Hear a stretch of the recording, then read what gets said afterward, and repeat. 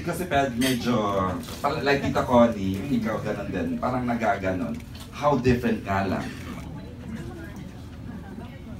Yung pagkakaiba nung role ko dito as Jude, hindi ko alam kung pwedeng sabihin, pero feeling ko naman, kita naman na nila sa trailer. Kasi sa mga past na shows na ginawa ko, lagi kong hindi tunay na anak yung bata.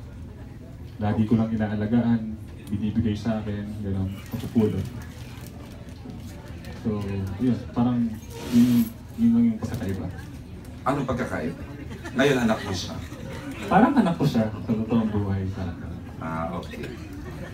Sa Annalisa, nag-click ka sa Dream Dad, and now ito na naman sa ganitong formula, but yun na nga, another child star is ano? Kasi hindi ko po alam. Siguro mabait lang talaga yung mga bata na nakakatrabaho ko. Yung warm siya eh. Tita Con, talaga Tita Con. And hot. Ay, wag. Hindi lang wala na yung bata. Hindi, mabait kasi yung mga laging na nagiging anak ko. So parang swerte ko na puro sila nahilig sa katulad ko. Serye. Kasi sa movie naman, single ka naman, di ba? So dito sa teleserye na mahaba-haba. Dahil din siguro mahilig din ako sa mga bata kasi meron din ako mga pamangkin. And ayun, close din ako sa tatay ko eh. So kahit ganito na yung edad ko, pagkasama ko yung tatay ko, para pa rin, pakiramdam ko para pa rin akong baby.